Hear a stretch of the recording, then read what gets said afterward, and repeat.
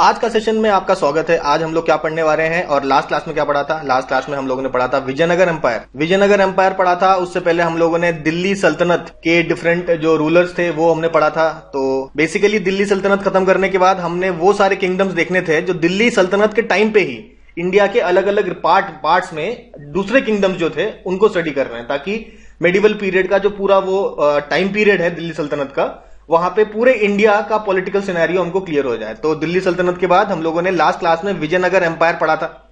और अब विजयनगर एम्पायर के अलावा और कौन से अलग अलग किंगडम्स थे थ्रू आउट इंडिया, उसके बारे में हम लोग यहां पे देखने वाले हैं आज के सेशन में।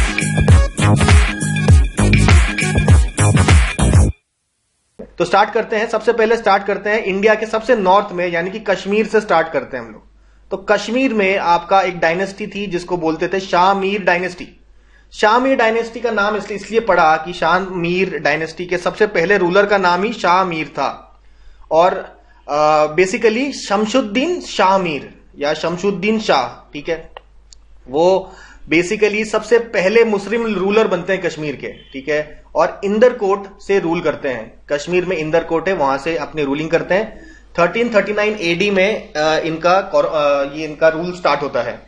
तो शाह मीर या शमशुद्दीन शाह के 3 लड़के थे, जमशेद, अलाउद्दीन और शिहाबुद्दीन। एक एक करके तीनों रूल करते हैं कश्मीर पे, ठीक है। बात करते हैं अलाउद्दीन का। जब टाइम था तो अलाउद्दीन का जो कैपिटल था वो था इंदरकोट। तो इंदरकोट से शिफ्ट करके एक नया शहर बसाया था अलाउद्दीन ने, उसका नाम ही रखा था अलाउद्दीन। और करंट सिनारियो में इसी शहर को श्रीनगर भी बोलते हैं। तो श्रीनगर को बनाने वाला कौन था? अलाउद्दीन, ठीक है, शाह मीर डायनेस्टी का अलाउद्दीन, ठीक है। फिर आते हैं हम लोग, उसके बाद रूलर्स आए, कई सारे आए। 7वें रूलर की बात यहां पे हो रही है। 7वें ruler of Shah Mir dynasty was Sikandar Shah. करीबन 50 साल बाद 1339 में स्टार्ट हुआ था ना, तो अब ये 1389 को ये क्या कहते हैं रूलर बनता है, ठीक है। टाइटल लेता है बुद्ध शिकन। बुद्ध शिकन से आपको नाम से पता चल रहा होगा कि अगर बुद्ध शिकन टाइटल है तो कहीं ना कहीं वो हिंदूज के अगेंस्ट थोड़ा रिलीजियस बिगेटरी तो शो करेगा ही, और ऐसा हुआ भी। ब्राह्मण्स को प्रोसिक्यूट किया करता था और उसका जो मिनिस्टर था उसका नाम था शुजा भट्ट। उसी के एडवाइस से उसने ब्राह्मण्स को प्रोसिक्यूट करना स्टार्ट किया था। सिकंदर शाह बुद्ध शिकन को तुरुष्क सुहा भी कहते हैं बाई जोनराज। जोनराज एक हिस्टोरियन है जो कहते हैं इसको तुरुष्क सुहा बोलते हैं, ठीक है। अच्छा, 1389 एक बड़ा इंपॉर्टेंट टाइम था क्योंकि यहां पे आपका तैमूर ने अटैक किया था। तैमूर ने अटैक करके सबसे पहले तो सिकंदर शाह को बोला कि भाई हमको इतने पैसे दे दो एज ट्रिब्यूट, लेकिन बाद में तिमूर ने अपना जो ये दो डिमांड किया था उसको हटा दिया और बाद में तिमूर और सिकंदर शाह के बीच में फ्रेंडली रिलेशंस डेवलप हो गए, ठीक है। तो अब ये आपका फिर इसने जामा मस्जिद बनाया कश्मीर में, तो जिसको आगे जाके आगे का एक रूलर है जैनुल अबिदीन, जिसके बारे में आगे पढ़ेंगे, उसने थोड़ा एक्सपैंड भी किया था। अब देखिए ये सिकंदर शाह का रूल खत्म होता है और अगला जो रूलर होता है वो है अली शाह। ज्यादा टाइम तक रूल नहीं किया, 1413 से 1420 तक का ही इसका रूल था।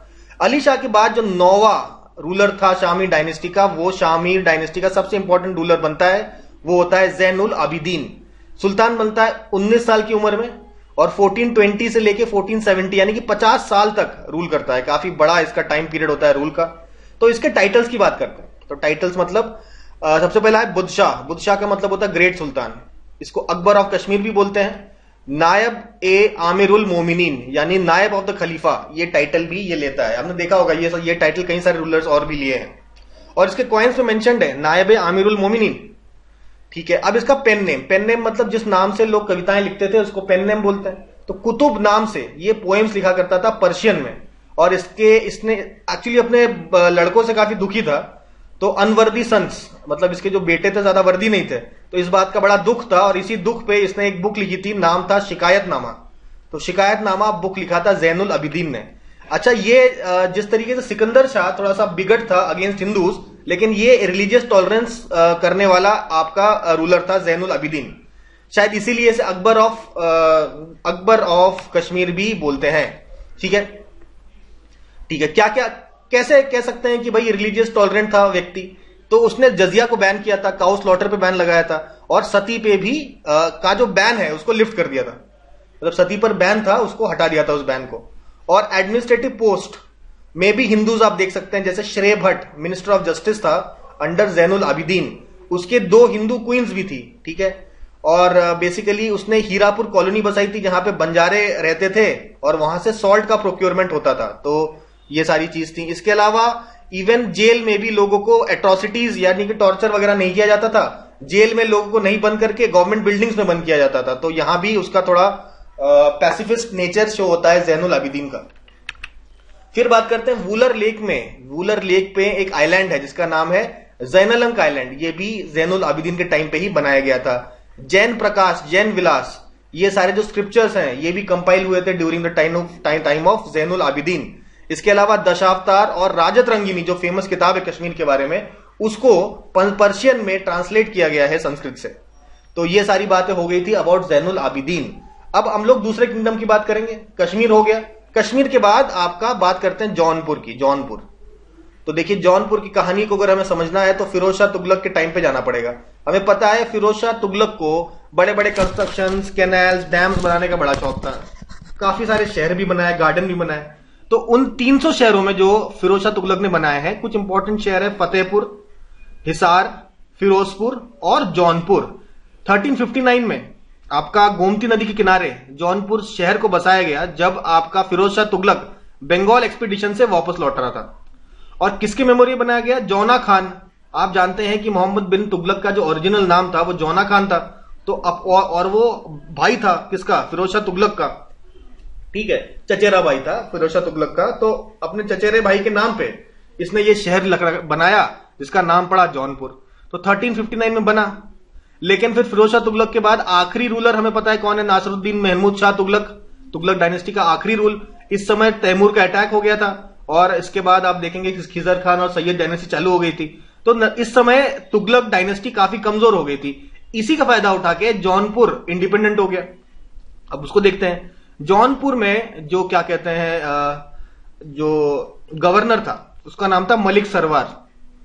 जैसे ही मलिक सरवार को मौका मिला 1394 में, उसने कहा कि जौनपुर अब से इंडिपेंडेंट है। मलिक सरवर को ख्वाजा ए जहान का टाइटल भी दिया गया था और मलिक उस शर्क का टाइटल भी दिया था। कहीं ना कहीं इस मलिक उस शर्क के टाइटल के कारण ही इस डायनेस्टी को हम लोग शर्की डायनेस्टी भी बोलते हैं। ठीक है, तो मलिक सरवार था। और आखिरी रूलर होगा हुसैन शाह शर्की। हुसैन शाह शर्की को जब लोधी आता है, पहला रूलर होता है बहलोल लोधी, वो हरा देता है। तो ये कहानी भी हमें मालूम है। Last ruler was Hussain Shah Sharqi. तो during 1394 to 1478 Sharqi dynasty rule करती है इंडिपेंडेंट जौनपुर पे। और इस पूरे आपके टाइम पीरियड में इनके सबसे बड़े जो ग्रेटेस्ट रूलर थे शर्की डायनेस्टी के, वो थे इब्राहिम शाह शर्की, जो 1402 से 1436 तक रूल करता है जौनपुर पे। अगर फिर बात करें हम लोग इब्राहिम शाह शर्की की, तो ये क्यों फेमस है? तो इसने एक special type of architecture, Sharki style of architecture develop किया। अताला मस्जिद बनवाया, जामा मस्जिद बनवाया, लाल दरवाजा मस्जिद बनवाया। सारा Sharki style architecture, special type का आर्किटेक्चर डेवलप किया। और जौनपुर को शिराज हिंद भी बोला जाता है या शिराज ऑफ इंडिया भी बोला जाता है। विद्यापति का एक रचना है कीर्तिलता काव्य। कीर्तिलता काव्य में भी इब्राहिम शाह का मेंशन आप पाएंगे और विद्यापति ने जौनपुर को अच्छे से डिस्क्राइब किया है अपनी किताबों में। ठीक है, तो ये विद्यापति एक पोएट है जिनके वर्क से हमें जौनपुर के बारे में और ज्यादा जानकारी मिलती है। ठीक है, अब आते हैं हम लोग बहमनी एम्पायर पे। बहमनी एम्पायर हम जानते हैं कि पूरे टाइम विजयनगर एम्पायर से लड़ाई रहती थी और ये भी विजयनगर एम्पायर की तरह ही मोहम्मद बिन तुगलक के टाइम्स में आजाद हो गया। इसका फाउंडर कौन था? जफर खान। जफर खान आजाद हुआ 1347 में। मोहम्मद बिन तुगलक के टाइम में ही हो गया था ये। ठीक है, अब जफर खान का दूसरा नाम था हसन गंगू और अपना एम्पायर एस्टैब्लिश करने के बाद इसने टाइटल लिया था अलाउद्दीन हसन बहमन शाह। अलाउद्दीन हसन बहमन शाह के नाम से इसने टाइटल लिया था। ठीक है, डेक्कन, नॉर्दर्न डेक्कन में रूल करता था बहमनी एम्पायर। सदर्न डेक्कन में कौन करता था? विजयनगर एम्पायर। तो विजयनगर एम्पायर के ऊपर यहां पे नॉर्थ में आपका बहमनी एम्पायर था और आपके दूसरे साइड यानी कि आप ईस्टर्न साइड आप देख सकते हैं, नॉर्थ ईस्ट कह सकते हैं, उड़ीसा का एम्पायर। उड़ीसा में रूल करते थे गजपति रूलर्स। ओडिशा का स्पेलिंग गलत हो गया, हाँ, ओडिशा में रूल करते थे गजपति रूलर्स। उनकी लड़ाई थी विजयनगर एम्पायर से। तो इस बहमनी एम्पायर बेसिकली कहां पे था? नॉर्थ डेक्कन में, कृष्णा रिवर के पास। विजयनगर एम्पायर कहां पे था? तुंगभद्रा रिवर के पास। ठीक है, कैपिटल था गुलबर्गा। और बहमनी एम्पायर के 4 प्रोविंसेस थे बड़े बड़े, गुलबर्गा, दौलताबाद, बेरार और बीदर। ये 4 प्रोविंसेस थे ऑफ बहमनी एम्पायर। तो बहमनी एम्पायर के बारे में इतना ही जान लेते हैं, ज्यादा इसके डिटेल में नहीं जाते हैं। सुल्तान ऑफ गुजरात की बात करते हैं तो 1407 में भाई गुजरात आजाद होता है, जफर खान उसका रूलर बनता है और टाइटल लेता है सुल्तान मुजफ्फर शाह। तो भाई गुजरात एक्चुअली एक बहुत ही प्रॉस्परस स्टेट था, तो वहां के जो भी रूलर थे हमेशा से सोलंकी वगैरह रूल करते थे और गुजरात को कोई हरा नहीं पाया था, लेकिन फाइनली गुजरात को क्या कहते हैं मुस्लिम शासकों ने हराया था और उसके बाद मुस्लिम रूल प्रॉपर चालू हुआ। आपका जफर खान सुल्तान मुजफ्फर शाह के नाम से रूल करता था और धार या मालवा में हुसंग शाह था, हुसंग शाह को उसने धार में हराया, धार को ऑक्यूपाई किया, उसके बाद लेटर वापस भी कर दिया था इनको, ठीक है। तो ये कहानी हुई सुल्तान ऑफ गुजरात जफर खान। आगे जाके फतेह खान नाम का एक और सुल्तान था जिसको अबुल फतेह महमूद नाम से भी जानते हैं और महमूद बेगदा नाम से भी जानते हैं। इसने गिरनार का फोर्ट जीता, चंपानेर के फोर्ट जीते हैं। तो ये बात हो गई हमारे गुजरात के रीजन की, ठीक है। अब आते हैं हम लोग बीजापुर। तो जो बहमनी एम्पायर था, बहमनी एम्पायर कुछ समय बाद आगे टूट जाता है और कई सारे डिफरेंट किंगडम्स में टूट जाता है। बड़ा सा बहमनी एम्पायर वो 5 बड़े बड़े किंगडम में ऐसे टूट जाता है। उनमें से एक किंगडम है बीजापुर। तो बीजापुर किंगडम का सबसे फेमस रूलर है इब्राहिम आदिल शाह सेकंड। काफी बड़ा पोएट था, पैटर्न ऑफ आर्ट्स था, यहां इसका पिक्चर देख सकते हैं आप। इसको फ्रेंड ऑफ पुअर या गरीब लोगों का दोस्त भी बुलाया जाता है, ठीक है। कुछ लोग जगत गुरु नाम से भी जानते हैं और अबला बाबा नाम से भी जानते हैं। तो काफी फेमस जो लिबरल और क्या कहते हैं सेकुलर माइंडसेट वाला राजा था इब्राहिम आदिल शाह। तो इब्राहिम आदिल शाह से पहले की कहानी समझते हैं। तो 1550 से लेके 1599 तक चांद बीबी रूल करती है, ठीक है। चांद बीबी बेसिकली रूल तो नहीं करती है, लेकिन काफी बड़ा पॉलिटिकल दबदबा रहता है, कंट्रोल रहता है 2 राज्यों पे। देखिए एक्चुअली में चांद बीबी जो थी वो she was the daughter of Hussain Nizam Shah, यानी कि अहमदनगर के हुसैन निजाम शाह की बेटी थी, जिसकी शादी हुई थी अली आदिल शाह बीजापुर से। अब अली आदिल शाह का डेथ होने के बाद अली आदिल शाह का जो बेटा है इब्राहिम आदिल शाह, जिसकी बात यहां पे हो रही थी इससे पहले हमने करी ना, तो इब्राहिम आदिल शाह जब छोटा बच्चा था तो उसके रीजेंट की तरह काम किया, मतलब उसकी देखभाल करने के लिए 1580 से 1590। तो रीजेंट ऑफ बीजापुर आदिल शाही में 1590 से 80 से 90 तक, जब तक इब्राहिम आदिल शाह बड़ा नहीं हुआ था राजपाट संभालने के लिए, तब तक चांद बीबी ने आपका बीजापुर का राज संभाला था as regent of Ibrahim Adil Shah. इसके बाद आगे चल के बेसिकली चांद बीबी का जो ससुराल था अहमदनगर, तो निजाम शाही का भी रीजेंट एज रीजेंट एक्ट किया था चांद बीबी ने 1596 से 1599 एडी तक। तो पॉलिटिकली काफी पावरफुल सिचुएशन में थी चांद बीबी, ठीक है। तो ये बात हो गई चांद बीबी, कहीं ना कहीं ये अहमदनगर बीजापुर दोनों से कनेक्टेड है। तो यहां हम लोगों ने ये वाली बात डिस्कस कर ली, ठीक है। फिर देखिए आप ये गुर्जरी महल है। गुर्जरी महल किसने बनाया था? राजा मानसिंह तोमर ने 15th सेंचुरी में। कुछ जैन स्कॉलर्स की बात करते हैं, ठीक है। राणा कुंभा उस टाइम में थे। तो राणा कुंभा के बेसिकली राजपुताना में राणा कुंभा काफी फेमस है। आप राजस्थान वगैरह का एग्जाम देंगे तो इसका अच्छा खासा हिस्ट्री आपको पढ़ने को मिलेगा, लेकिन फिलहाल आपको यह पता होना चाहिए राणा कुंभा के कोर्ट में कौन कौन से जैन स्कॉलर्स थे। उनमें फेमस है मुनि सुंदर सूरी, नाथ सूरी और तिल्ला सूरी। ये 3 आपके बड़े जैन स्कॉलर्स थे राणा कुंभा के कोर्ट में। और मुनि जिन विजय सूरी, देखिए मुनि सुंदर सूरी है राणा कुंभा, और मुनि जैन विजय सूरी अकबर के कोर्ट में थे। तो ये सारे इंपॉर्टेंट जैन स्कॉलर्स के बारे में हम लोग को पता होना चाहिए। चलिए हम लोग बेसिकली मेडिवल इंडिया में दिल्ली सल्तनत, आपका दिल्ली सल्तनत हम लोग खत्म कर चुके हैं, ठीक है। लेकिन दिल्ली सल्तनत तो बेसिकली दिल्ली के आसपास का एरिया है ना, लेकिन और भी कुछ किंगडम्स हो गए थे mainly after the Tughlaq rules. Tughlaq के रूल में हम लोग जानते हैं कि भाई मोहम्मद बिन तुगलक के टाइम पे भाई बहुत बड़ा एम्पायर हुआ करता था दिल्ली सल्तनत का। लेकिन मोहम्मद बिन तुगलक के बाद कई सारे रिवोल्ट होते हैं और अलग अलग किंगडम जो दिल्ली सल्तनत का जो पूरा टेरिटरी है उससे अलग हो जाता है, ठीक है। और उनमें से सबसे बड़ा जो एम्पायर बनता है, एक बहुत फेमस एम्पायर बनता है, वो होता है विजयनगर एम्पायर। तो आपका बेसिकली 15th सेंचुरी के आसपास का जो मैप है विजयनगर एम्पायर का, ये आप यहां पे देख सकते हैं। पूरा जो साउथ इंडिया है, पूरा साउथ इंडिया आपका कवर्ड है, केवल केरला वाला जो पोर्शन है उसको छोड़ के पूरा साउथ इंडिया में विजयनगर एम्पायर स्प्रेड करता है। तो इस विजयनगर एम्पायर की कहानी हम लोग कहीं ना कहीं इस पर्टिकुलर आज के सेशन में समझने की कोशिश करेंगे। तो देखिए ये है विजयनगर एम्पायर। तो विजयनगर एम्पायर तो एम्पायर का नाम है, हमें मालूम है, लेकिन विजयनगर नाम की एक सिटी भी है, ठीक है। इसके बारे में आगे चर्चा करेंगे हम लोग। और इसी विजयनगर एम्पायर को कुछ हिस्टोरियंस कहते हैं कर्नाटका साम्राज्यमु, ठीक है, कर्नाटका साम्राज्यमु, ठीक है। ये बेसिकली विजयनगर एम्पायर, बड़ा एम्पायर बनने से पहले आपका 14 सेंचुरी में बना बेसिकली स्टार्ट हुआ, और 15 सेंचुरी आते आते ऐसा सिचुएशन हुआ जो आप यहाँ पे मैप में देख रहे हैं। तो स्टार्टिंग में ये जो विजयनगर एम्पायर है तुंगभद्रा रिवर के पास स्टार्ट होता है बनना, ठीक है। और इसके फाउंडर होते हैं हरिहर और बुक्का, और टाइम होता है मोहम्मद बिन तुगलक का 1336 एडी के आसपास का, ठीक है। विजयनगर एम्पायर में एक गोल्ड कॉइन काफी ज्यादा फेमस है, इसको वराह गोल्ड कॉइन कहते हैं, जो यहाँ पे आप पिक्चर में देख सकते हैं। तो वराह गोल्ड कॉइन जो है विजयनगर एम्पायर का काफी फेमस आपका गोल्ड कॉइन जो यूज करते थे वो लोग, ठीक है। और जो ट्रैवलर्स हैं, कुछ ट्रैवलर्स के बारे में भी हम लोग यहाँ बात करेंगे। उनमें से देखिए न्यूनीज और पेस, डोमिनिको पेस, इन्होंने विजयनगर एम्पायर को बोला है बिसनागा, बिसनागा भी बोला है, कर्नाटका साम्राज्यमु भी बोला है। और इसके अलावा निकोलो कॉन्टी एक और ट्रैवलर है जिसने अपने जो भी बुक्स लिखे हैं उसमें विजेंग दिया बोला है, और अब्दुल रजाक ने बिसनगर बोला है। तो बिसनागा बोला है न्यूनीज और पेस ने, अब्दुल रजाक ने बिसनगर बोला है, और निकोलो कॉन्टी ने बोला है विजेंगोलिया, ठीक है।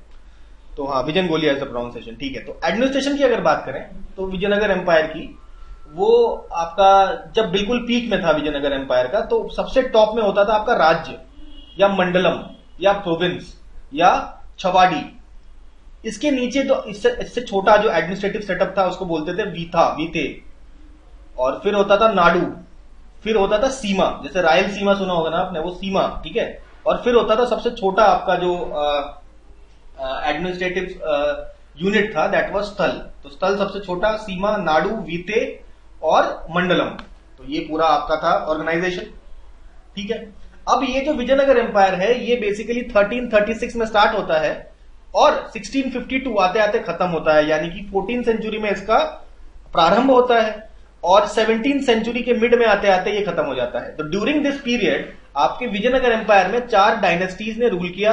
पहला था संगम डायनेस्टी, दूसरा सल्लुवा डायनेस्टी, तल्लुवा डायनेस्टी और अराविदु डायनेस्टी, ठीक है। तो जो संगम डायनेस्टी है वो स्टार्ट किसने किया था, जैसा कि हमने बताया हरिहर और बुक्का।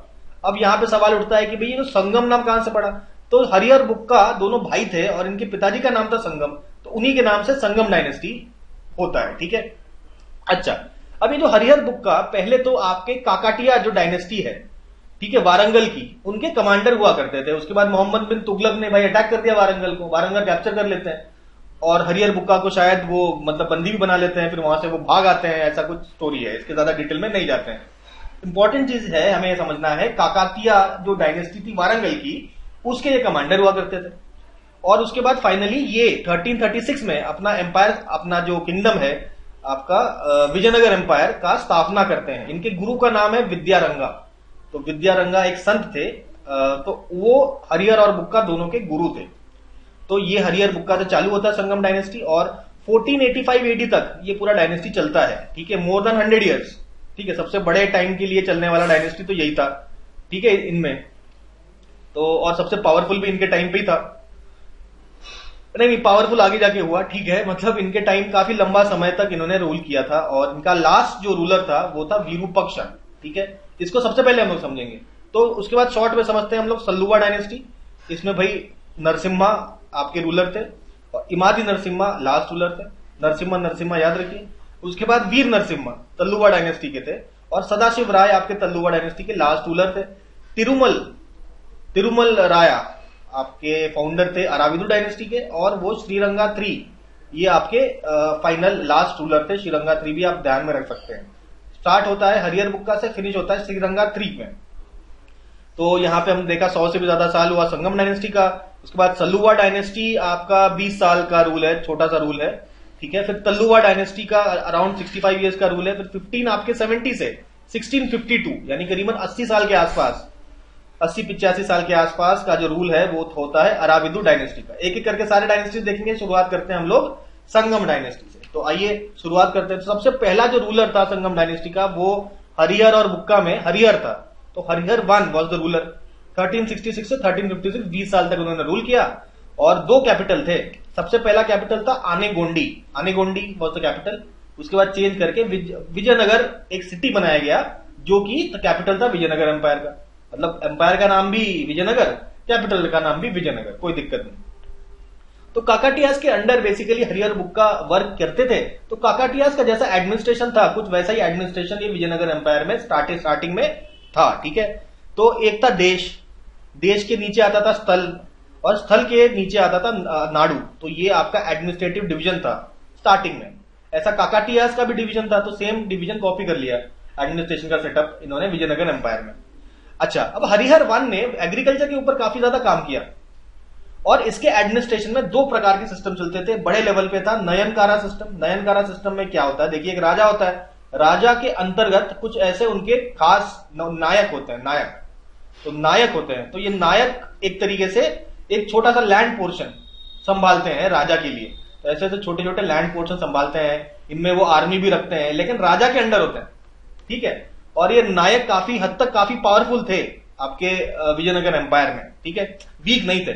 तो उनको एक एक प्रोविंस मिला हुआ था, उस प्रोविंस में वो रूल करते थे, लेकिन अंडर द किंग, राजा के अंदर होते थे।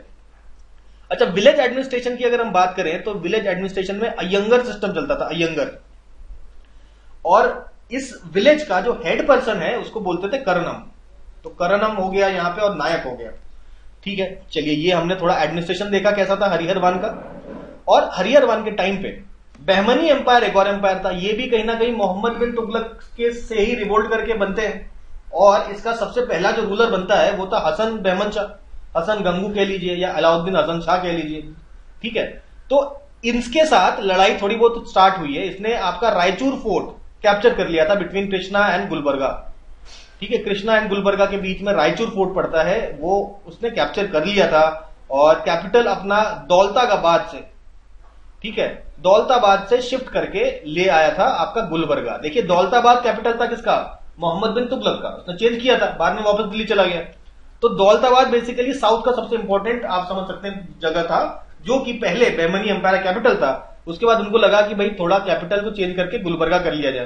तो ये देखिए दोनों कहानी जो है विजयनगर एम्पायर की और बहमनी एम्पायर का साथ साथ चलता था, और इनके दोनों के बीच में काफी ज्यादा वॉर और काफी ज्यादा एनिमिटी आप देख पाएंगे आगे जाके। ठीक है, तो यहां आई होप हरिहर वन का तो कहानी समझ में आया हो।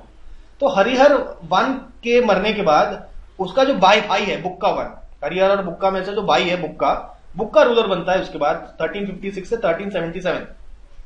ये भी करीबन 20 साल रूल करता है, और विजयनगर एम्पायर जो हरिहर ने बनाना चालू किया था उसको कंप्लीट करता है उसका कंस्ट्रक्शन वर्क विजयनगर सिटी का। तो विजयनगर सिटी बुक्का वन के टाइम पे पूर्ण रूप से बनके तैयार हो गई थी, और बुक्का वन के टाइम पे बुक्का को lord of the eastern western and southern seas बुलाया जाता था। ठीक है, तो क्या क्या लड़ाइयां कॉन्फ्लिक्ट किसके साथ था, तो बहमनी एम्पायर के साथ कॉन्फ्लिक्ट था। तो इन्होंने इसकी काफी लड़ाई मोहम्मद शाह वन और उसके बाद मुजाहिद शाह से हुई। ठीक है, इसके अलावा इसने जो मदुरई वाला रीजन है ना, मदुरई यानी कि पांड्या किंगडम के बारे में आपको पता होगा। तो पांड्या किंगडम का जो कैपिटल था दैट वाज मदुरई। तो मदुरई के ऊपर इसने अटैक किया था बुक्का वन ने, और उसको जीत लिया था। और इस पूरे प्रकरण को जो बुक्का वन की वाइफ है जिनका नाम था गंगम्बिका जो वाइफ थी बुक्का वन की, उसने एक किताब लिखी मदुरा विजयम, जिसमें ये जो पूरा प्रकरण है बुक्का वन का मदुरा को जीतने की कहानी ये लिखा हुआ है। ठीक है, बुक्का वन के एक लड़के का नाम था कंपना। तो कंपना को अब ये देखिए मदुरई जीत लिया इन्होंने, या बेसिकली तमिलनाडु पे इनका कब्जा हो गया। तो जो तमिल टेरिटरीज इन्होंने जीती है किसने, बुक्का वन ने, उसको कंट्रोल करने के लिए उसने अपने बेटे कंपन को उस एरिया का वाइसरॉय बना दिया। ठीक है, तो अब तमिल टेरिटरीज पे भी विजयनगर एम्पायर का रूल हो गया। तो यहां पे ये समझना है हरिहर वन जब उसने किंगडम बनाया था, दोनों ने मिलकर बनाया, तो हरिहर वन के टाइम पे ये तुंगभद्रा के रिवर के आसपास की रीजन में सीमित थे। लेकिन जब बुक्का वन का रूल आया तो तुंगभद्रा नदी से आगे बढ़ते हुए ये तमिलनाडु के रीजन को भी कैप्चर कर लेते हैं। और ये किताब के बारे में भी पता होना चाहिए, मदुरा विजयम रिटन बाई गंगम्बिका। ठीक है, बहमनी एम्पायर से भी लड़ाई थी। अब देखिए क्रिएटिव काम भी कुछ हुए बुक्का वन के टाइम पे। सायन नाम के बहुत बड़े स्कॉलर थे आपके, उनके जो गुरु हैं माधवाचार्य विद्यारंगा, ये भी इनके टाइम पे प्रेजेंट थे, और कई सारे स्कॉलर्स। तो इन्होंने साथ में मिलके वेदों पे काफी कमेंट्रीज लिखी है। ठीक है, सायन, विद्यारंगा और भी अलग स्कॉलर्स मिलके इन्होंने कमेंट्रीज लिखी है ऑन वेदास। किसके टाइम पे, बुक्का वन के टाइम पे। और ये फिर आगे जाके कंटिन्यू भी होता है। बुक्का 1 के बाद हरिहर 2 बनता है राजा 1317 से आपका 1404 तक। तो हरिहर 2 को अलग अलग टाइटल्स दिए जाते हैं, राजा धीराज बोला जाता है, राजा परमेश्वर बोला जाता है, और कुछ टाइटल्स काफी इंपॉर्टेंट है, एग्जाम में पूछे गए हैं, जैसे कि वैदिका मार्ग स्थापनाचार्य, वैदिक मार्ग स्थापनाचार्य और वेद मार्ग प्रवर्तका। तो बेसिकली जो वेदास का लिखने का काम चालू हुआ था यहाँ पे बुक्का 1 के टाइम पे, ये कंटिन्यू होता है और फाइनली फिनिश होता है इनके टाइम पे। तो ये जो आपका टाइटल कि ये जो वेद मार्ग स्थापनाचार्य, यानी कि वेद के मार्ग का स्थापना करने वाला राजा कौन है? हरिहर 2, ठीक है, क्योंकि वेदों पे कमेंट्रीज लिख रहे हैं यहाँ पे स्कॉलर्स। चलिए, अब यहाँ पे हमने देखा बहमनी जो रूलर था, मोहम्मद शाह से लड़ाई हुई, उसके बाद मुजाहिद शाह से लड़ाई हुई थी बुक्का 1 की, ये कंटिन्यू होता है। तो इसकी भी लड़ाई होती है मुजाहिद शाह से, और मुजाहिद शाह को बढ़िया से हरा के हरिहर 2 जो है पोर्ट्स कैप्चर करता है कई सारे, जैसे कि गोवा पोर्ट, धाबोल पोर्ट आपके कोंकण कोस्ट में है, इसके अलावा सप्त कोंकण, बेलगाम, चावल, पंगल फोर्ट्स, ये सारे फोर्ट्स कैप्चर करता है और पोर्ट्स एंड फोर्ट्स को कैप्चर करता है। यहां तक कि भाई तमिलनाडु पे तो बुक्का 1 ने तमिलनाडु को तो जीत ही लिया था, और तमिलनाडु को पहुंचने के बाद नीचे था श्रीलंका, तो श्रीलंका भी 1398 में श्रीलंका पे अटैक कर दिया। अब देखिए हरिहर 2 को कोई दिक्कत नहीं है, ऊपर देखिए 1398 का टाइम बड़ा इंपॉर्टेंट है, इस समय नॉर्थ में तिमूर ने हमला कर दिया है, लेकिन हरिहर 1 विजयनगर एम्पायर में बिल्कुल रिलैक्स है, क्योंकि भाई साउथ इंडिया में तो तिमूर पहुंच नहीं पाया था। तो ये कहीं ना कहीं हम कनेक्ट कर सकते हैं। तो कहीं ना कहीं जो नॉर्थ में तबाही चल रही थी, उस तबाही के बीच में आपका विजयनगर एम्पायर एकदम सुरक्षित था, ठीक है, कोई टेंशन नहीं था साउथ में। अच्छा, अब बात करते हैं और कुछ कल्चरल चीजें हुई, जैसे कि अगर हम लोग हरिहर 2 की बात करें तो आपका सायनाचार्य वही ये जो स्कॉलर्स थे, विद्यारंगा, सायनाचार्य, कई सारे स्कॉलर्स थे ड्यूरिंग विजयनगर एम्पायर, वो वेद के कमेंटेटर थे, जैसा कि हमने देखा। ये तो हमने बुक्का के, ये तो हरिहर 2 के टाइम पे तो इनको वेद मार्ग प्रवर्तक इसलिए बोला गया, और बुक्का 1 के टाइम से जो हरिहर बुक्का के जो गुरु हैं माधवाचार्य, विद्यारंगा, सायन, ये मिलके वेदों पे कमेंट्री लिखते हैं। तो ये जो अब बात है, हरिहर 2 के टाइम पे भी ये सायनाचार्य थे, तो इनको चीफ मिनिस्टर बना दिया गया था, ठीक है। और इसके अलावा आपका मधुरा नाम के एक पोएट है, उसको भी पैटर्नाइज किया गया, तो मधुरा के बारे में आगे भी बताएंगे थोड़ा सा। इसके अलावा फेमस जो हरिहर 2 के टाइम पे थे श्रीनाथ, हरिहर 2 के टाइम पे आपके कोर्ट में ये पोएट थे श्रीनाथ, जिन्होंने किताब लिखी है हरिविलास। हरिविलास किसने लिखी है? श्रीनाथ ने लिखी है, ठीक है। इसके अलावा इनका एक कमांडर था, मिलिट्री कमांडर, ठीक है, एरुगापा नाम का मिलिट्री कमांडर था, जैन रिलीजन को फॉलो करता था, इसने भी एक किताब लिखी है, नाम है नानर्थ रत्नामला। तो देखिए आपका श्रीनाथ भी है, मधुरा भी है, सायनाचार्य भी है, विद्यारंगा भी है, एरुगापा भी है, कई सारे स्कॉलर्स आपके विजयनगर एम्पायर में थ्राइव करते थे, ठीक है, और काफी ज्यादा डेवलप्ड कल्चर हुआ था। और इस समय तक कहीं ना कहीं बहमनी जो एम्पायर था उन पे भी प्रॉपर कंट्रोल हो गया था, बड़ा पावरफुल सिचुएशन इस समय हो गया था, ठीक है। इसके बाद सक्सेशन में थोड़ी थोड़ी प्रॉब्लम आई, यानी कि हरिहर 2 के बाद थोड़े समय के लिए विरूपाक्षा राय और बुक्का राय 2 ये दोनों राजा बनते हैं 1404 से लेकर 1406 तक, 2 साल में 2 राजा। और बुक्का राय 2 के बाद फाइनली आपका देवराया 1 एक स्टेबल क्या कहते हैं राजा बन के उभरता है विजयनगर एम्पायर का, और 1406 से लेकर 1422 एडी तक देवराया 1 वॉज द किंग। और देवराया 1 जो राजा बनता है आसानी से नहीं मिलता है इसको राज, एक वॉर ऑफ सक्सेशन लड़ना पड़ता है, ठीक है। अब एक इंपॉर्टेंट क्वेश्चन पे आता है, देवराया 1 के टाइम पे जो ट्रैवलर आता है उसका नाम होता है निकोलो कॉन्टी। निकोलो कॉन्टी अपना विजिट करता है किसको? देवराया 1 को। और बहमनी रूलर जो था वो था फिरोज शाह, ठीक है। अब फिरोज शाह के साथ देवराय 1 का कुछ टसल हुआ। स्टार्टिंग में देखिए फिरोज शाह को थोड़ा एडवांटेज मिला, एक लड़ाई लड़ी, वॉर ऑफ सुनार की बेटी, सुनार की बेटी लिखा है, सुनार की बेटी कह सकते हैं, वॉर ऑफ सुनार की बेटी, ठीक है। तो फिरोज शाह ने अटैक किया था आपका और जीत गया था, और देवराया 2 को मजबूरी में अपनी बेटी की शादी करानी पड़ी थी, किसके साथ? फिरोज शाह के साथ, ठीक है। लेकिन उसके बाद दोबारा 1417 में दोबारा अटैक करता है फिरोज शाह, लेकिन यहां पे पनगल नाम का जगह है नलकोंडा में, उसमें अटैक करता है लेकिन हार जाता है। तो फिरोज हारने के बाद इसके बाद बहमनी जो रूलर बनता है अहमद शाह। तो कहीं ना कहीं देवराय ने फिर बदला ले लिया फाइनली, है ना, फिरोज शाह को हरा दिया। और देवराय ने रियलाइज किया कि भाई हमें घोड़ों की सख्त जरूरत है, हमें आर्मी में घोड़ों की सख्त जरूरत है, और देवराय ने घोड़ों को खरीदना चालू किया अरेबिया और फ्रांस से।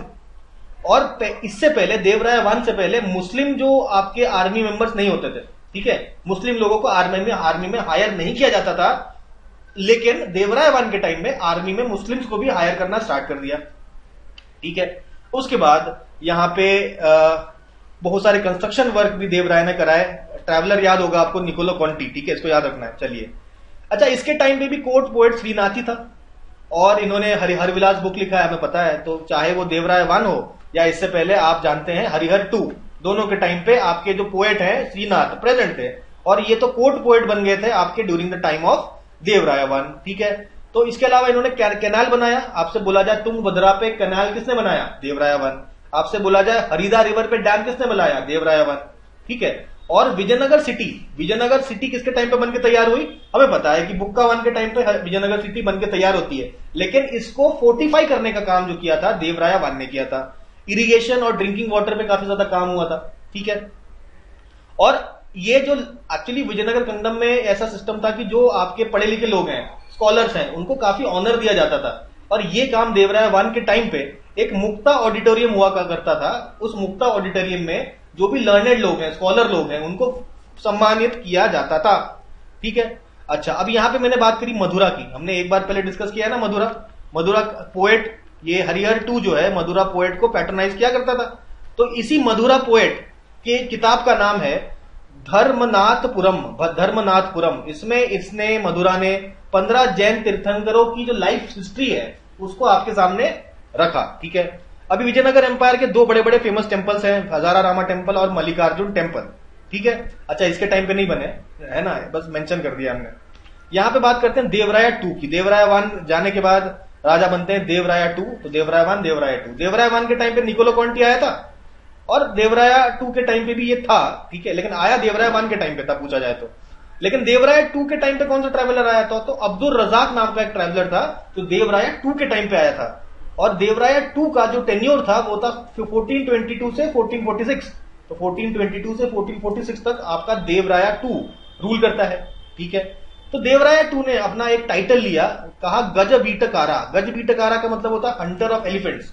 तो देवराय टू का टाइटल है गजबीटकारा, ठीक है। इमादी देवराया भी टाइटल है। इनकारनेशन ऑफ इंदिरा बोलते थे पब्लिक, तो काफी रेस्पेक्ट मिलती थी देवराय टू को, ठीक है। अब कंस्ट्रक्शन की बात करें तो विट्ठल स्वामी टेम्पल और हजारा रामा टेम्पल आपके बनाया गया देवराय टू के बारे में। ये हमने पहले डिस्कस किया ना, हजारा रामा मल्लिकार्जुन टेम्पल ये विजयनगर एम्पायर में थे, लेकिन हजारा रामा टेम्पल कब बना?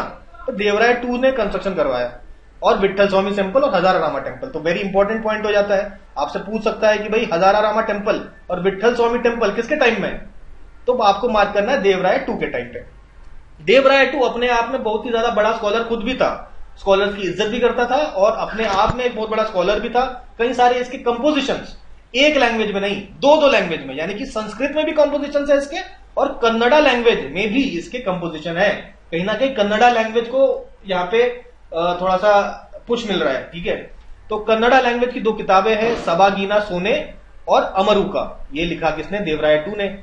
और संस्कृत की कंपोजिशन है आपका ब्रह्मसूत्र और महानाटक सुधानिधि। महानाटक सुधानिधि और ब्रह्मसूत्र, ये दो कंपोजिशन संस्कृत की भी लिखी गई थी बाई देवराय टू। आगे अगर बात करें तो भाई Muslims in the army start होता है देवराय टू के टाइम पे, ठीक है। देवराय टू के टाइम पे कंटिन्यू होता है। देवराय वन के टाइम से मुस्लिम्स आर्मी में रिक्रूट होना स्टार्ट हो गए थे। चलिए, एक यहाँ पे बात यहाँ पे हमने मिस कर दी। तो देवराय वन जो थे वो आपके शिवाइट थे, शिव जी के भक्त थे और पंपा देवी को मानते थे। देवराय वन की बात हो रही है यहाँ पे, ठीक है। तो देवराय टू वापस आते हैं। तो अलाउद्दीन अहमद देवराय वन के टाइम पे हमने देखा था, इसने हरा दिया था फिरोज को और फिर अहमद शाह जो है बहमनी किंगडम का रूलर बन गया था। तो अहमद शाह की लड़ाई ऑब्वियसली होगी देवराय टू के साथ, तो बिल्कुल देवराय टू के साथ दो बैटल्स लड़े थे, ठीक है। तो अलाउद्दीन अहमद कहीं ना कहीं यहाँ पे अपर हैंड लेते हैं और मुदगल का फोर्ट जो है रायचूर में ये जीत जाते हैं, ठीक है। 3 बैटल लड़ा था। अब नया दुश्मन आ गया। ओडिशा का जो एरिया है वहां पे रूल करते थे गजपति रूलर्स। अब यहाँ गजपति रूलर्स के साथ भी लड़ाइयां होने लगी विद विजयनगर एम्पायर। पहले थे एक दुश्मन, अभी हो गए 2 दुश्मन, यानी कि केरला के गजपति रूलर्स भी अब बन गए हैं विजयनगर एम्पायर के दुश्मन। तो और राजा कौन थे? भानुदेव फोर्थ। तो भानुदेव फोर्थ के साथ भी लड़ाइयां हुई हैं इनकी, ठीक है, विजयनगर एम्पायर की। तो फाइनली देवराय टू मरते हैं, इनका डेथ होता है 1446 में। यहाँ पे एक और पॉइंट, भाई श्रीनाथ जो पोएट थे, देवराय 1 के टाइम पे भी थे, 2 के टाइम पे भी थे, इनको टाइटल दिया गया था कवि सार्वभौम, ठीक है। और इनका कनिकाभिषेक किया था। कनिकाभिषेक का मतलब होता है कि भाई यहाँ पे पोएट बैठे होते हैं, उनके ऊपर ऐसे सोने के सिक्कों की वर्षा की जाती है, तो ऐसा कुछ सिस्टम बनाया जाता है इज्जत देने के लिए, तो इसको बोलते हैं कनिकाभिषेक। तो श्रीनाथ का हुआ था। अब फाइनली अब थोड़ा सा आते हैं हम लोग दूसरे राजाओं पे। यहां थोड़ा संगम डायनेस्टी कमजोर हो रही है, ठीक है। तो मल्लिकार्जुन राया के टाइम पे बेसिकली ये 1446 से 1465 तक रूल तो करता है। इसके टाइम पे महुयन एक चाइनीज ट्रैवल करता है भाई, आता है, ठीक है। और इसके टाइम पे एक ड्रामेटिस्ट जिसका नाम है गंगादास, वो भी कोर्ट में प्रेजेंट होता है मल्लिकार्जुन राया का। मल्लिकार्जुन राया ने भी टाइटल ले लिया गजबीटकारा देवराय 2 ने भी लिया था, अब मल्लिकार्जुन ने भी ले लिया कि भाई हम भी गजबीटकारा हैं, ठीक है। लेकिन मल्लिकार्जुन का राया का जो टाइम है, यहां पे आपका विजयनगर एम्पायर थोड़ा वीक होता है और बहमनी एम्पायर राजकोंडा जीत लेता है। और एक कपिलेंद्र नाम का एक राजा है, उसने कोंडावीडू फोर्ट और उदयगिरी को भी जीत लिया, ठीक है। तो यहां पे कुछ लॉसेस देखने को मिलते हैं मल्लिकार्जुन राया को, ठीक है। तो मल्लिकार्जुन राया में थोड़ा विजयनगर कमजोर होता है। उसके बाद आता है विरूपक्ष टू के टाइम पे ऐसा होता है कि मोहम्मद शाह थर्ड रूलर बनता है बहमनी एम्पायर का, और मोहम्मद शाह 2 का एक फेमस प्राइम मिनिस्टर है महमूद गवन। तो महमूद गवन एक बहुत इंपॉर्टेंट रोल प्ले करेगा बहमनी एम्पायर का, तो उसके एडमिनिस्ट्रेशन को काफी बढ़िया करता है महमूद गवन, ठीक है। और इसी के कंट्रोल में, मतलब आर्मी वार्मी और प्लानिंग वैनिंग इसी की थी, गोवा, चावल और धाबोल पोर्ट, जो कि पहले जीत लिया गया था आपका किसके द्वारा, आपको याद होगा हरिहर 2 के टाइम पे ये जीत गया था ना। तो हरिहर 2 के टाइम पे काफी सारे पोर्ट्स और काफी सारे सिटीज वगैरह कैप्चर किए गए थे, जिनमें से गोवा, चावल और धाबोल पोर्ट्स भी थे। ये आपका बहमनी एम्पायर अपने कब्जे में ले लेता है, ठीक है। और विरूपक्ष 2 को अपना ही बेटा, उनका प्रौढ़ा राया नाम का अपना ही बेटा है, वो असैसिनेट कर देता है विरूपक्ष 2 को, ठीक है। 20 साल रूल रहता है 1465 टू 85, और यहां पे कहानी खत्म हो जाती है। आपका सबसे पहला संगम डायनेस्टी की कहानी यहां पे खत्म हो जाती है। और इसके बाद पावर ग्रैब कौन करता है? पावर ग्रैब करता है सल्लुवा नरसिम्हा, जो कि था जनरल विरूपक्ष 2 में। और यहां पे चालू होता है दूसरी डायनेस्टी, सल्लुवा डायनेस्टी। और ज्यादा टाइम तक ये रूल कर भी नहीं पाए, 20 साल तक रूल किया। 3 इनके रूलर काफी इंपॉर्टेंट है। सबसे पहले सल्लुवा नरसिम्हा जो कि जनरल था, तो इसने कुछ साल रूल किया, करीबन 5-6 साल रूल किया, ठीक है। तो एक्चुअली सल्लुवा नरसिम्हा को जो जिताने का श्रेय किसके ऊपर जाता है? ये नरसा नायक उसका था कमांडर। तो नरसा नायक के मदद से ही सल्लुवा नरसिम्हा थ्रोन कैप्चर कर पाता था। अब कहानी को समझ रहा, ध्यान से समझना है। अभी नरसा नायक कहीं ना कहीं पावरफुल पर्सन था सल्लुवा डायनेस्टी में। हालांकि राजा था सल्लुवा नरसिम्हा, लेकिन कहीं ना कहीं पावर था नरसा नायक के पास, ठीक है। तो सल्लुवा नरसिम्हा के मरने के बाद, अच्छा, सल्लुवा नरसिम्हा ने हॉर्स का ट्रेड भी कंटिन्यू किया, ठीक है, दोबारा से चालू किया हॉर्स का ट्रेडिंग। तो नरसा नायक जो था बन जाता है रीजेंट। तो सल्लुवा नरसिम्हा के बाद तिम्मा भूपाला बनता है राजा, लेकिन इसको भी असैसिनेट करवा दिया जाता है।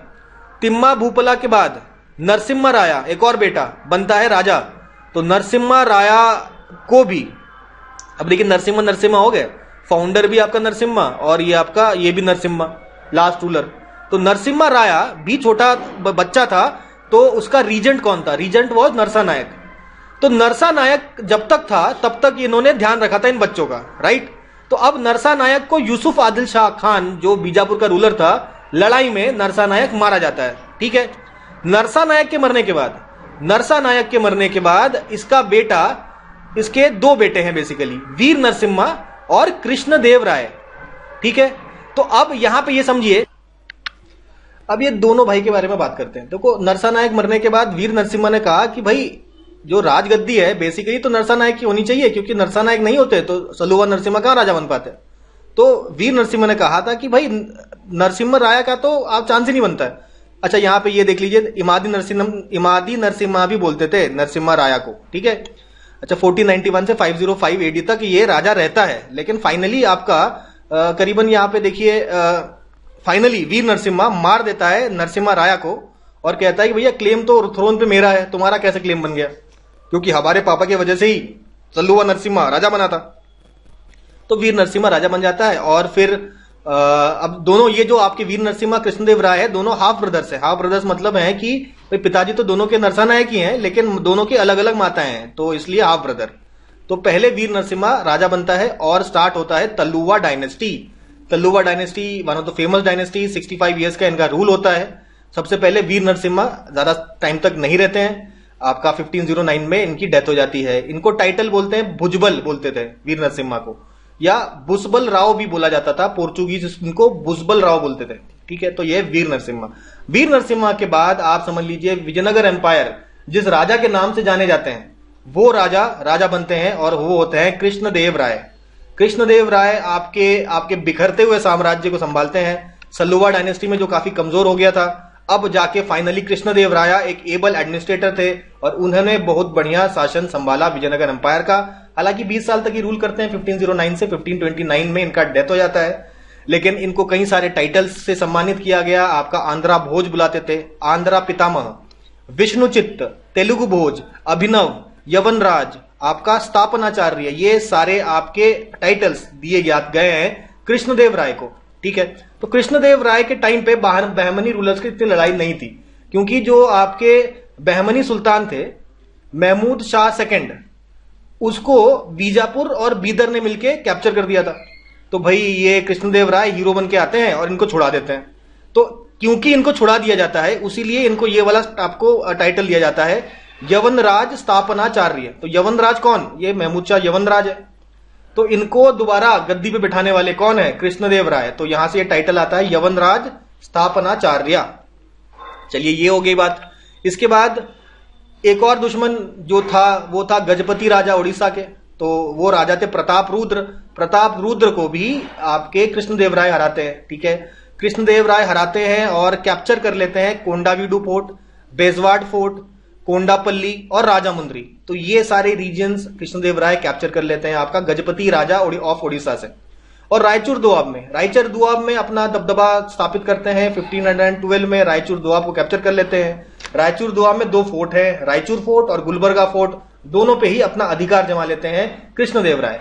और इवन फॉरेन जो आपके पोर्चुगीज थे उस समय आ चुके थे। ठीक है, हमें पता है 1498 में आप पोर्चुगीज एंट्री मार चुके हैं इंडिया में। तो पोर्चुगीज गवर्नर इस समय जब कृष्णदेव राय थे राजा, वो थे एल्बकर्की।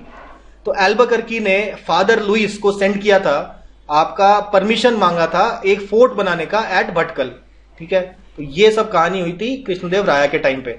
अच्छा, कृष्णदेव राय जैसे कि ट्रेडिशन चला आ रहा है, विजयनगर एम्पायर के सारे रूलर एकदम बहुत बड़े स्कॉलर्स थे और कृष्णदेव राय भी एक बहुत बड़े स्कॉलर थे।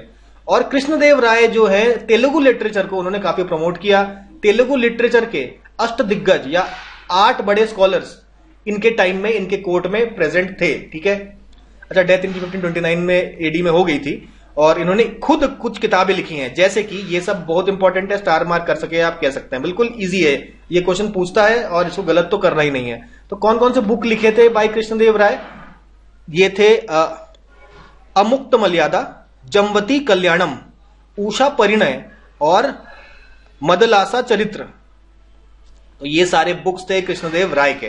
कृष्णदेव राय के टाइम पे कुछ ट्रैवलर्स भी आते हैं विजयनगर एम्पायर में, और कौन कौन से हैं? डी, दोनों का नाम डी से चालू है, डोमिनिगो पेस एंड डुआर्टे बारबोसा, दोनों ट्रैवलर्स आते हैं कृष्णदेव राय के टाइम पे।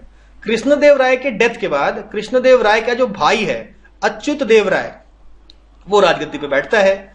और ये इनके टाइम पे एक संस्कृत स्कॉलर इनके कोर्ट में थे, राजनाथ दिंदिमा सेकंड इनका नाम था। और एक ट्रैवलर भी आए थे, कौन थे, क्या नाम था? फर्नाओ न्यूनिज। ठीक है, पोर्चुगीज ट्रैवलर अच्युत देव राय के टाइम पे आए थे। तो याद रखिए, डोमिनिगो पेस और डुआर्टे बारबोसा कृष्णदेव राय, और फर्नाओ न्यूनिज पोर्चुगीज आपके ट्रैवलर थे, अच्युत देव राय के टाइम पे आए थे। तो अब बात करते हैं हम लोग अच्युत देव राय के बाद कौन आया? तो वेंकटा फर्स्ट आया। वेंकटा फर्स्ट के बाद लास्ट रूलर ऑफ आपका तल्लुवा डायनेस्टी। ठीक है, लास्ट रूलर ऑफ तल्लुवा डायनेस्टी आप देखेंगे कौन है? सदाशिव राय। ठीक है, लास्ट है सदाशिव राव। ये आपके अच्युत देव राय के नेफ्यू थे। अब यहां पे समझिए, ये अच्युत देव राय के बाद जो भी राजा बनते हैं, असल पावर इनके पास नहीं थी, असल पावर थी राम राया के पास। अब ये नया कैरेक्टर इंट्रोड्यूस हो जाते हैं, राम राया। तो राम राया जो है वो कृष्णदेव राय के, अब ये सचिव कृष्णदेव राय, उनके भाई अच्युत देव राय, केडीआर और एडीआर, और एक बहन भी थी, और भी बहनें होंगी, मतलब ठीक है। तो एक बहन की शादी हो गई थी किसके साथ, राम रया के साथ। तो राम रया बेसिकली, सॉरी ये तो ब्रदर एंड लॉ वाला रिलेशनशिप हुआ ना। अच्छा, ये आपके केडीआर के भाई अच्युत देव राय, तो आपके कृष्णदेव राय की बेटी से शादी हुई थी किसकी, राम रया की। तो Ram Raya basically was the son in law of Krishnadeva Raya. तो राम रया जो थे, इन्होंने बेसिकली सारा पावर कैप्चर कर लिया था। अच्युत देव राय के बाद वेंकटा और सदाशिव राव के रीजेंट थे, मतलब सदाशिव राव के रीजेंट थे राम रया, और मेन पावर यही करते थे।